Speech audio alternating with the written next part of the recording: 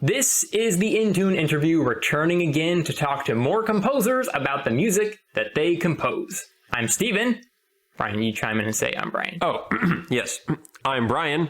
Yep, thank you for that. Yep. And we return here with Andrew Luers, also known as wait, a lot of you might already know him, but if not, here's his intro. Hi, Andrew. Hi.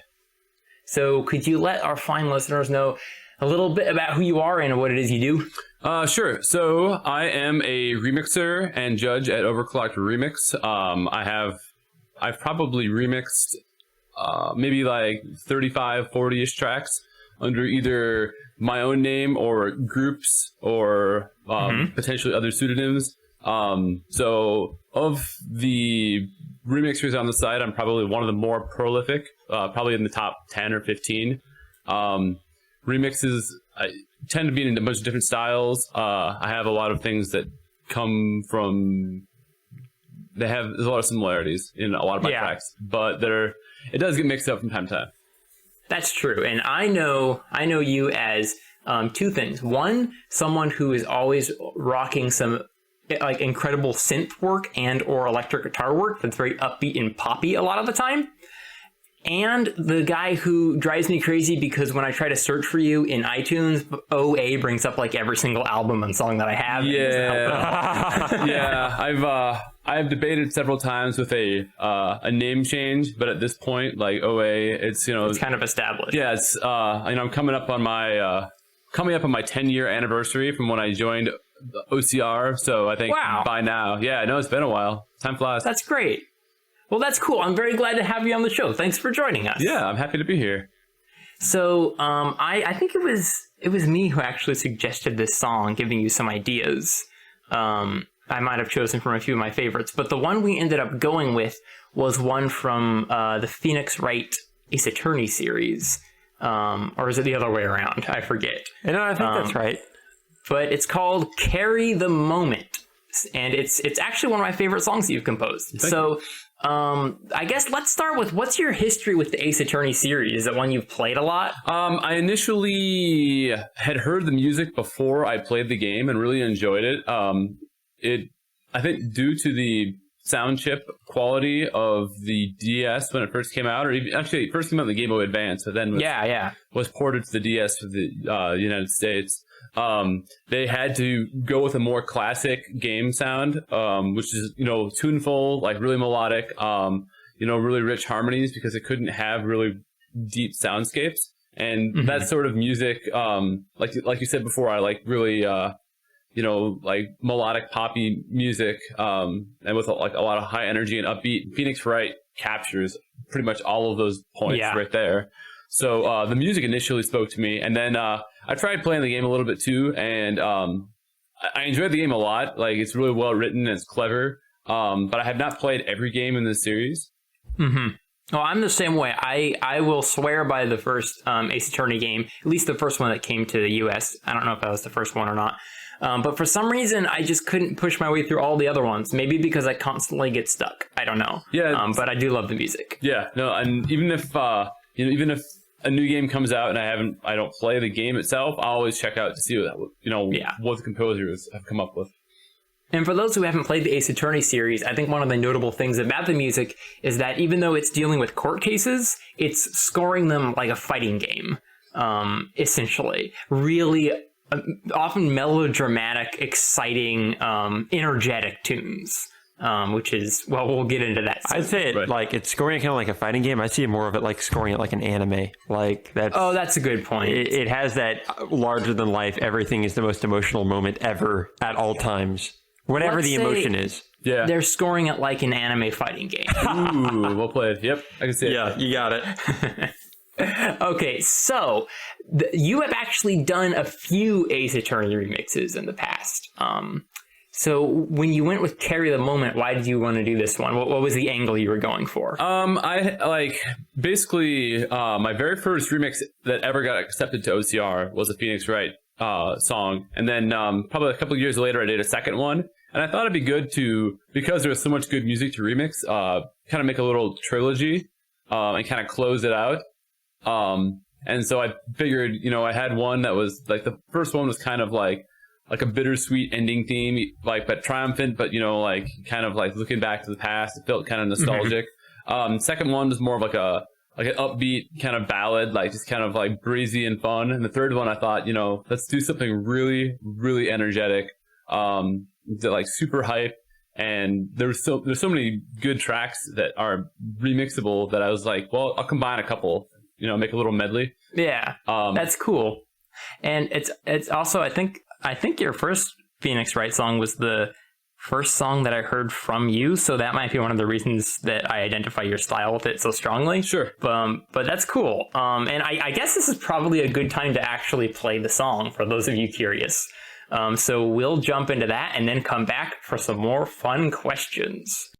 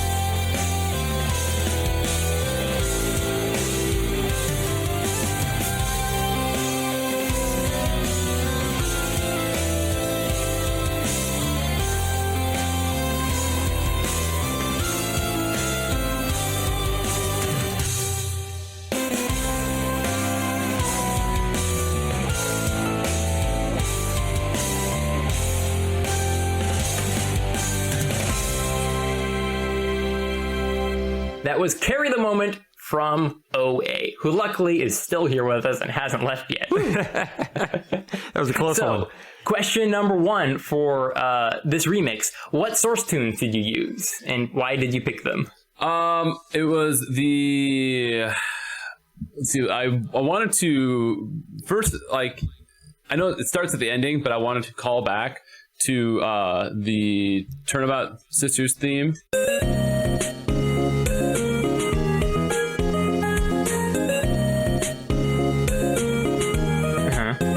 So even though it happens at the very end, that was the first one that I actually really considered. And then I noticed that Cornered.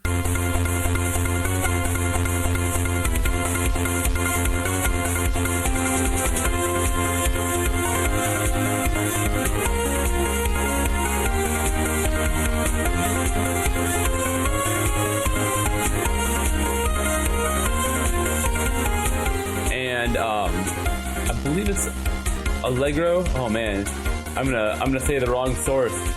Cornered is the main theme that's used. Oh, it was Testimony, right? Yeah, Testimony. yeah, I believe so.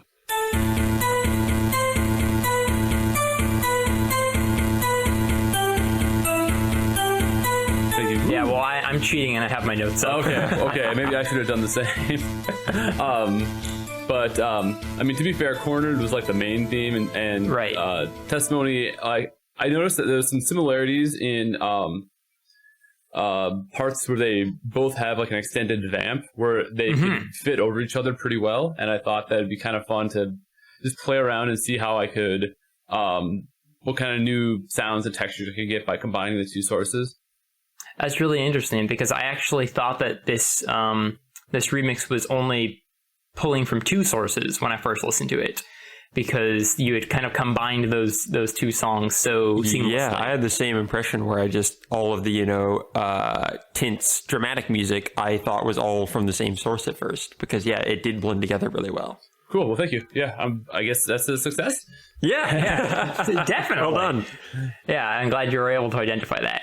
And so did you ever like think throughout the process that you wouldn't end up adding the Turnabout Sisters theme because it didn't fit with the others as much, or did you really want to have that there as well? I will admit that that the transition to the Turnabout Sisters theme is a bit forced, and I'd say as for transitions go, maybe like a 7 out of 10 in success. I mean, with rock music, you generally can make transitions forced pretty easily with like a full 4 measure drum fill, and then like a bass fill as well, where it kind of melodically leads you into the next part. Yeah, I wouldn't say that this is a full success into the transition, but it does kind of. I'd say it works well enough, but if there's one thing I could go back in the song and change, it would be spend maybe a little more time extending that section so it's a smoother transition. Okay. I mean, it makes sense that it would be a difficult transition to make because it's a really hard write in terms of tone. Like, you didn't change the song into like a minor key or make it super fast to fit the other stuff. It sounded like wanted to keep the spirit of the original Turnabout Sisters theme alive. Yeah. So it's such a tone shift that I think there's going to be a little bit of that line there that you can that I can see being pretty darn hard to blur. Yeah, definitely. And I do think that there was a pretty it worked out well enough that there's a definite emotional shift too, that it starts to kind of feel triumphant, that you can tell that okay, the song is probably going to be winding down a little bit. Yeah. From a listener's perspective, it really sounds like you're in this, nail-biting, sweat-inducing court case, and then suddenly everything goes right, and you've won the day, and you can relax. Funny, because that's typically how the games go. You're doing your really tense court case, and then at the end, Maya comes up and says, "Great job, Nick!" And it's like, "Oh, good, everything's happy now." Oh, wait, yeah, what? How spiky my hair is. Nice. Exactly. Actual quote. I love those games. Yeah, me too. So here's a question I have for you. Most of the main melodies are kind of split between the kind of a synth sound and, well, I won't say an electric guitar because I think it actually goes acoustic at some point. Yep. But how did you go about combining those two things, and how did you decide which would take the main stage at what points? Oftentimes, I'll just kind of go by feeling. I am cognizant frequently when I'm writing that I want to mix up the textures and the tones, at least enough to keep them interesting.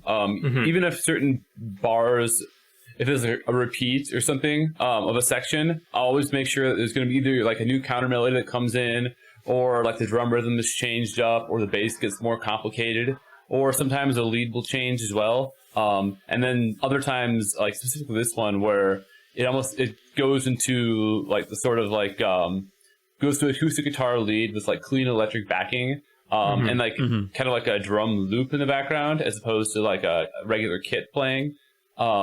just to, I mean, regardless of what I'm doing in a song, I want to make sure that it's listenable, 20, 30, 40 times, that you always be hearing something new that you haven't heard before. And so even though oftentimes I'll have simple structures and, I don't get too progressive in a lot of my remix work, I want to make sure that the songs themselves have longevity and you can listen to it a lot without getting sick of it. Has a very, very video game mindset. Yeah. Like, when you look for video game soundtracks, that's oftentimes what they're aiming for, at least some of the more classic ones. They're going for something that's extremely listenable. Even if sometimes they're simple, they can be heard over and over again. Yeah, I would agree. And I think that's what personally draws me to game music, like, from a from a listener's perspective. Yeah. That's awesome. So, and I guess I just like to put some of that into my own work as well. So I've got to ask, was it intentional to have most of the sort of synthy electronic elements cut out so the acoustic guitar could take, could kind of take the main stage, and then you have the synth solo, and then the end you have the electric guitar and the synth playing at the same time? Was that intentional, or am I making stuff up? Because I thought that was awesome. I would say that it's like, I wouldn't say every single aspect of that is intentional, but there's definitely, I wanted to have a sort of narrative. So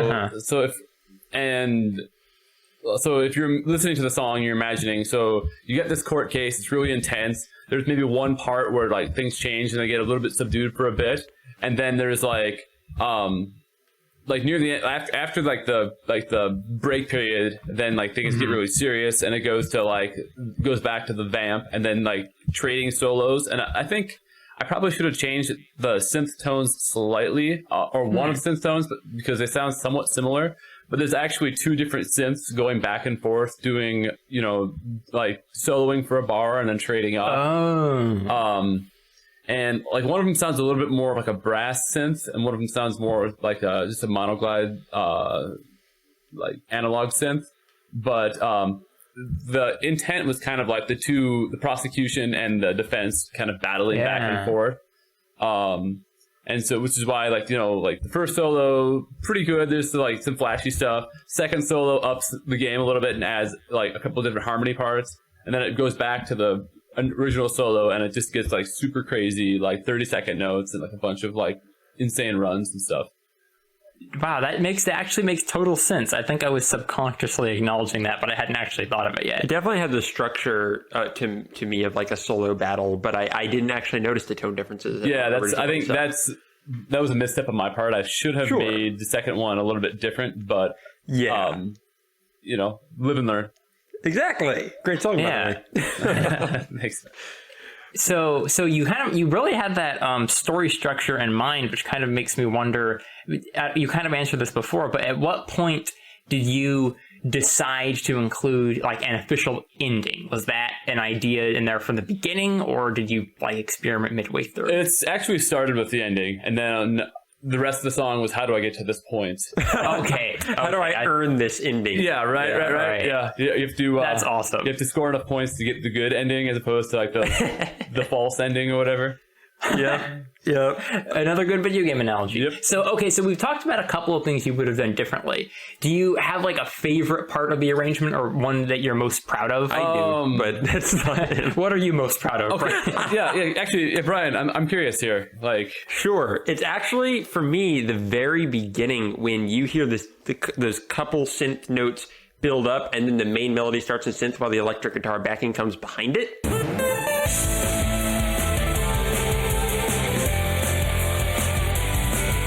That to me is just so blood pumping and energetic. I just love it. And it totally puts me in that mindset of when that music starts in Phoenix Wright is when things start to really get real. And I felt that moment in the song was just got that down exactly. So I just love that every time. Cool. Thank you very much. Yeah, that's actually one of my favorite parts too, that like I was really trying to really amp up the intensity and like lead it up just enough. And then it just kind of like, it cuts out, and then it's hard to hear without headphones, but on one side, like the synth for the melody comes in, on the other side, like the prosecutor synth, quote unquote, like does like a drop as well, so it tries That's super cool. So I'm really hoping in whatever program you used to create the music, I'm hoping you were able to label the various synth prosecutor and defend it. I did not do that, but for the sake of the legend of this song or whatever, we'll pretend that I did, right? We'll find the project file and edit it. Yeah. Yep. I can go in. I have it saved. Nice. So is that your answer as well, or do you have a different part? I thought that as far as synth soloing, this one was probably I feel that I had some really exciting lines that weren't just flashy for being flashy's sake, but there was also like a lot of really good stuff, like melodic substance to them. Oh yeah, cool. I agree. Okay, cool. Thanks. Yeah. I think that like my goal was specifically to have the first solo be cool, but able to be one-upped by the next solo, and the next solo would be a step up there, and the third solo would be like, you know, like the Omega solo or whatever. Yep. And actually, when I was making this, I was talking a lot with my buddy Will Rock, who also is a rock and synth guy, and I was like, hey man, you know, I'm calling you out with this song here. Like, this is my like the gauntlet is being thrown. So it would have been awesome if you could have gotten him to collab and have you guys battle back and forth with the synth solos. That would have been a lot of fun. It's something we've discussed in the past, and I think we just need to get schedule wise have it happen. There was one year he did actually fly out from the UK to MagFest, and we had him perform live with OCU, which was pretty great. We gave him he just learned one of our songs, and then we gave him like a solo, and he in addition to being like a really good synth wizard, he can shred on the guitar too. So that's so good. Have you ever played this song live before? This song live? No, I have not. Okay. I'm not sure how I would play the guitar and the synth. The synth part, man, there was a lot of crazy studio magic. Like, yeah, it was that was back when I had my keyboard set up in a really good spot, and there was, I don't even want to know how many takes. But it was basically I don't know. I had to piece together some things, like you get the perfect thing, and then you flub one note, and it's like, well, yeah, all right, I'm just gonna fix that one note, because if you're in MIDI, yeah, it's wonderful. Yeah, no, it's super nice, but playing it live, I think I'd just be too intimidated. It's insane. Yeah. You sent me those files that took away some of the drums and background noise, so I could hear the main instruments better. And I was listening for flubs. I'm like, come on, it's got to mess up at some point. There's got to be some little note in here. But no, it was really good. Yeah, typically for my studio stuff, I'll clean it up as best I can. Every once in a while something slips through, but for this one, I was like, okay, this is this has got to be the pinnacle of If I'm calling Will Rock out on this, it's got to be right. You have to be able to hold your own with it. Right. Do you think that was the toughest part of making the arrangement, was getting those synth solos right? Oh yeah, easily. Yeah. Everything else, you can. Oftentimes in music, there's parts that are art where you can things don't go totally well. You can go with it and make something that you weren't expecting to happen, and it can be great. But sometimes it's a science where you just have to nail it. Yeah, definitely. Something I'm curious about with the synths is, what do you use for your synths? What program? The ones for this specifically, I believe, were all in Logic. Okay. I think my main synth is also available in GarageBand. That's cool. And it's like a super. You would expect it to be quote unquote basic synth, but the main melody synth, I think is just the GarageBand Monoglide analog synth, and I treat with a little bit of stereo delay and maybe a little bit of reverb. And the other one, I don't remember what the second one was, but it's probably pretty similar. But it was definitely a Logic synth. That's the nice thing about synths, is because they're so electronic, unlike other, virtual instruments or something you bring in, is even really basic synths can sound really good and clean. While if you get, a cheap or old VST for other stuff, it can be really... Right, yeah, it's super obvious when it's when you're trying to do a solo violin or something, and it's a 20-year-old sample, and you're like, wow, really? Yeah. Who are you trying to fool? Exactly. I'm just going to sneak into his room at night and sample Jeff Ball, and then I will be immensely famous for my violin. Nice. Oh, yeah. That'd be pretty good. Well, I think that kind of wraps up the interview, unless there's something I missed, Brian or Andrew. No, I think it's good. You've let me ramble. I appreciate it. Perfect. Yeah, I think I got everything I wanted across there. Cool. Well, in that case, I recommend that everyone go over to OCR and download or stream whatever floats your boat. Carry the Moment. It's a very nice song from an amazing series of video games, which I also highly recommend. But that does it for the interview. So thank you so much for hanging out with us, Andrew. Yeah, anytime, guys. Love talking with you.